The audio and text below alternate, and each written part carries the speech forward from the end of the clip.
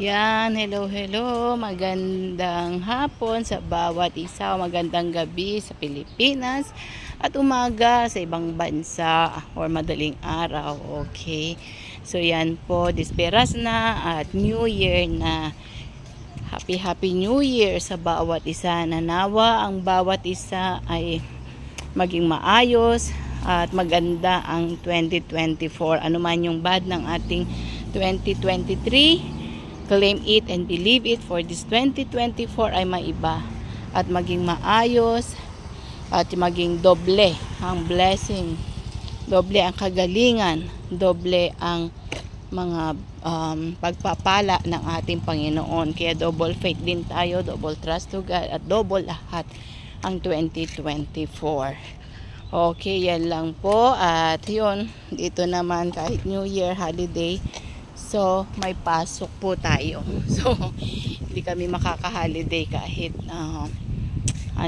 gusto namin, 'di ba? So ni-invite nga ako ng cousin, invite tayo ng mga friends, but I cannot kasi may work tayo. Siguro bahay lang, pray, talk to God, talk to the family, yan.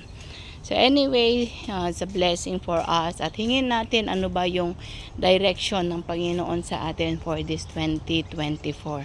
Kailangan meron tayong direction, meron plano ang Panginoon. Gumagawa tayo ng plan kung yung mga engineer, mga architect gumagawa ng plano sa building kung paano. Nawa na ganun din tayo na gumawa ng mga plan, no, sa ating mga buhay para meron. Tapos ilatag natin yan sa paanan ng Diyos na Lord, this is my plan but let your will be done unto me. Kasi mas alam po niya yung plan at alam ng Panginoon kung ano yung purpose niya at nais niya sa buhay po natin. So yun po yung mai-share ko. And muli po, shalom, shalom. Happy, blessed New Year to everybody. So God bless. Bye for now.